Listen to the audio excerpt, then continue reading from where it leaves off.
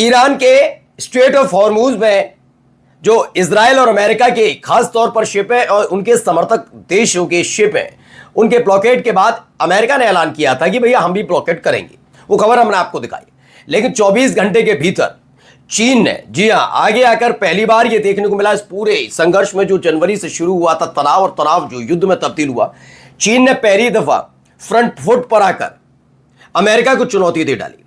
15 युद्धपोत खड़े कर दिए अमेरिका ने कि स्ट्रेट ऑफ हॉर्मूज को पूरी तरह से ब्लॉक कर देंगे। लेकिन इसी बीच चीन का एक दंदनाता हुआ शिप, और वो शिप कोई आर्मी का शिप, मिलिट्री का शिप नहीं था, नेवल शिप नहीं था, कॉमर्शियल शिप था जिसमें ऑयल टैंकर था। वो दंदनाता हुआ जाता है। उस पर चीन का झंडा लगा देखकर अमेरिका के 15 युद्धपोत, जिसे लेकर कहा जा रहा था चक्रव्यूह तैयार कर लिया अमेरिका ने, वो सारा का सारा चक्रव्यूह तोड़ देता है और स्ट्रेट ऑफ हॉर्मूज में दंदनाता हुआ घुसता है। खबर पेंटागन तक पहुंचाई गई कि चीन का शिप है, क्या करना है, उन्होंने कुछ कर मत देना। क्यों? क्योंकि अपने दम पर अकेले अमेरिका इस इलाके में जीत दर्ज कर ही नहीं सकता। युद्ध करने की हिम्मत कर सकता है, लेकिन उसमें भी उसे साथ चाहिए, जैसे इजराइल का साथ मिल रहा था कई और देशों का। यही नहीं, आज आपको दिखाऊंगा सऊदी अरब ने धमकी दे दी है कि किसी भी कीमत पर इसे ब्लॉकेट मत करिएगा, वरना हम बर्बाद हो जाएंगे, और हम बर्बाद हुए तो यकीन मानकर चलिए बोरिया बिस्तरा आपका हमारे देश से उठ जाएगा। अब चीन की तरफ से दी जा रही एक और धमकी में आपको दिखाऊंगा जो क्लियर कर दिया गया, और आपको दिखाने ये भी जा रहा हूं कि ट्रंप को फिर से पागल करार दिया गया है। कहा है कि अब वक्त आ गया इस आदमी को किसी भी कीमत पर हटा दीजिए, क्योंकि अब तक ईरान पर हमले के बाद डील चिल्लाना, फिर अपनी फजीयत पाकिस्तान में जाकर कराना, और अब फिर से ब्लॉकेट चिल्लाने से हमारे देश की फजीयत हो रही है। वक्त आ गया है, इस आदमी को कुर्सी से उतार लीजिए। नमस्कार, मैं हूं प्रज्वल गौतम और आप देख रहे हैं न्यूज सर्किल। पहले जरा ये खबर देखिए, ये 2 शिप आपको नजर आएंगे। एक शिप आपको दिख रहा होगा, ये कॉमर्शियल शिप है, ये चाइना का शिप है जिस पर चीन का झंडा लगा हुआ था, और कुछ इस तरह के शिप नेवल जो आर्मी है, नेवल यूएस की, उसके शिप वहां पर खड़े थे। एक दिन पहले तक खबर आई थी कि 15 युद्धपोत वहां पर खड़े कर दिए, लेकिन अचानक से चाइना का ये रिच स्टेरी नाम का ऑयल टैंकर वहां पहुंचता है। जितने भी युद्धपोत अमेरिका के वहां खड़े थे, इनकी नजर इस पर पड़ती है, चीन के इस ऑयल टैंकर पर, और जैसे ही पड़ती है खबर सीधे पहुंचाई जाती है अमेरिका की करना क्या है, क्योंकि चीन ने अपना शिप भेज दिया, जबकि हमने सैंक्शन लगाया है, हमने पाबंदियां लगाई है, बिना जांच पड़ताल के कोई भी शिप स्ट्रेट ऑफ हॉर्मूज में नहीं घुसेगा। फिर भी ये शिप यहां पर घुस रहा है। क्या किया जाए? उन्होंने कहा चीन का है, कॉमर्शियल है, जाने देना, कुछ करना नहीं है। वजह ये निकल कर आई कि अमेरिका के साथ कोई भी देश खड़ा नहीं है। पश्चिमी देश जो अरब देश हैं, उन्होंने भी अमेरिका को आंखें दिखानी शुरू की। Chinese oil tanker rich स्टेरी crosses straight of Hormuz today ignoring US sanctions.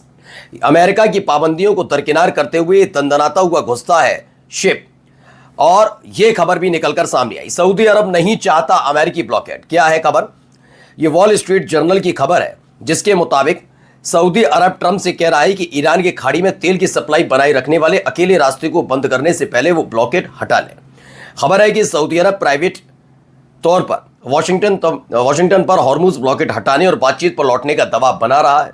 वजह आसान है, अगर ईरान बाब अल मंडेब को बंद करने के लिए हूतियों को एक्टिवेट करके जवाबी कार्रवाई करता है, तो सऊदी अरब अपना आखिरी बचा हुआ एक्सपोर्ट रूट भी खो देगा। युद्ध के बाद हॉर्मूज बंद होने के बाद सऊदी अरब ने अपने तेल एक्सपोर्ट को लाल सागर पर यानबू की ओर मोड़ दिया, जिससे प्रोडक्शन युद्ध से पहले की लेवल यानी 7 मिलियन बैरल प्रतिदिन पर वापस आ गया।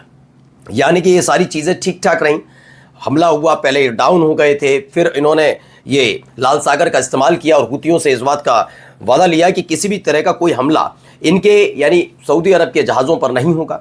लाल सागर का इस्तेमाल करके सऊदी अरब ने फिर से अपने इसी जो प्रोडक्शन था उसे 7 मिलियन बैरल प्रतिदिन के हिसाब से ले आए हैं। ईरान की फॉरेन पॉलिसी एडवाइजर ने सबके सामने चेतावनी दी कि तेहरान बाब अल मंडेब को ठीक वैसे ही देखता है जैसे वह हॉर्मूज को देखता है, और एक ही सिग्नल से इसे खराब कर सकता है।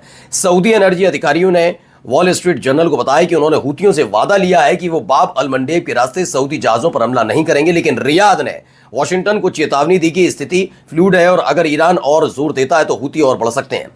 अमेरिका की नाकाबंदी ईरान के रेवेन्यू को रोकने के लिए बनाई गई है, लेकिन ईरान अपने यमनी प्रॉक्सी यानी हूती लड़ाकों के जरिए यह सऊदी अरब के रेवेन्यू को रोककर जवाब दे सकता है। और अगर ऐसा हुआ तो सऊदी अरब समेत जो पूरा इलाका है मिडिल ईस्ट, जहां पर अमेरिका के अलग अलग राष्ट्रपतियों ने इतने साल डर दिखाकर मोहब्बत दिखाकर जो भी करके अपने पैर वहां जमाए, साम वहां से पैर उखड़ जाएंगे, यानी कि वहां से इनका बोरिया बिस्तरा एक हद तक बंध सकता है, ये माना जा रहा है।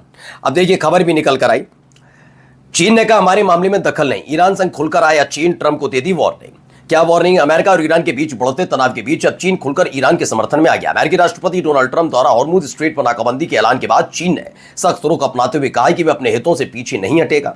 चीन के रक्षा मंत्री डोंग जुन ने अमेरिका को चेतावनी देते हुए कहा कि हमारे मामलों में दखल न दें, और यह भी स्पष्ट किया कि चीन के जहाज स्ट्रेट ऑफ हॉर्मुज से लगातार गुजरते रहेंगे। दरअसल हॉर्मुज स्ट्रेट दुनिया के सबसे अहम तेल मार्गों में से एक है, जो हम लगातार आपको दिखा भी रहे हैं। यार रोजाना 120 से ज्यादा जहाज गुजरते हैं स्ट्रेट ऑफ हॉर्मुज में। साख अमेरिका की इसलिए भी दाव पर वैसे फर्क नहीं पड़ता शायद एक बार के लिए, लेकिन पूरी दुनिया ये देख रही है कि स्ट्रेट ऑफ हॉर्मुज में ईरान जो कुछ कर रहा है वो अमेरिका और इजराइल की हरकत की वजह से है। इसलिए वो सीधे जिम्मेदार ईरान को नहीं बताते, वो सारे के सारे देश, जितने भी देश हैं, वो अमेरिका और इजराइल को जिम्मेदार बता रहे हैं कि जब कुछ सब कुछ ठीक ठाक था, आप रोजाना उठते थे, आंखें मिलते थे, मीड के उठते थे भैया, मलते उठने के बाद कहते थे एक और ईरान पर लगा तो सैंक्शन, एक और प्रतिबंध, तब तक ठीक था, लेकिन हमला नहीं करना चाहिए था। हमला करने के बाद ईरान ने ये कदम उठा। सोचिए कितने प्रतिबंध अब तक ईरान पर अमेरिका लगा चुका है। अकेले ट्रंप ने नहीं, जो बाइडन ने भी लगाए, ओबामा, सब ने लगाए, लेकिन कभी उसने टोल वसूलने वाली बात स्ट्रेट ऑफ हॉर्मुज में नहीं कही। इतनी गंभीर स्थिति अमेरिका और इजराइल की बदौलत खड़ी हुई है, इसलिए अमेरिका चाहता है इसे असामान्य कर दिया जाए और फिर यहां से निकल लिया जाए, क्योंकि पूरी दुनिया इसी पर थू थू कर रही है।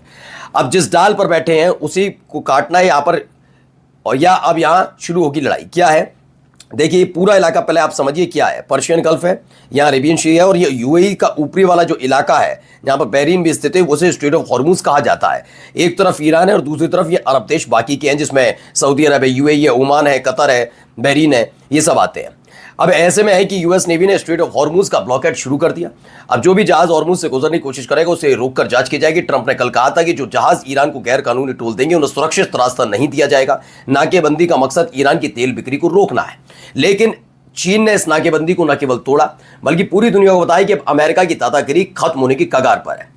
वो बिल्कुल अकेला पड़ चुका है। अब जो भी वजह रही हो, इजराइल के सामने इतना झुकने की जरूरत, एक अच्छा अगर नेता होगा तो समझेगा किस तरफ हवा बह रही है। विपरीत में तब बहेगा या तो वो वाकई इतना ताकतवर हो, या अपने ही देश के अंदर ऐसे आवाजें उठने लगे तो आदमी डर जाता है। क्यों कह रहा हूं मैं?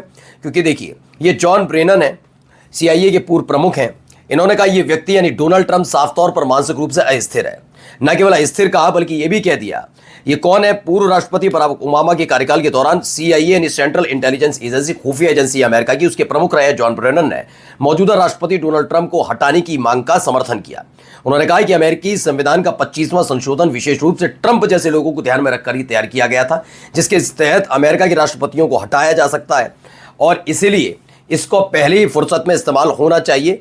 ये वो अपील करते हुए नजर आए कि भाई ये कैसे भी करके इस आदमी को हटाया जाए। यानी अब अमेरिका के राष्ट्रपति की मुसीबत ट्रंप की बढ़ रही है। पहले अलग अलग देशों ने, फिर अरब देशों ने, फिर उनके अपने देश में, और फिर अब उनकी ही सरकार के अधीन काम करने वाले तमाम सांसद अधिकारी पागल कहने लगे अगर आपके राष्ट्रपति को, तो सोचिए आपकी स्थिति क्या है। नमस्कार।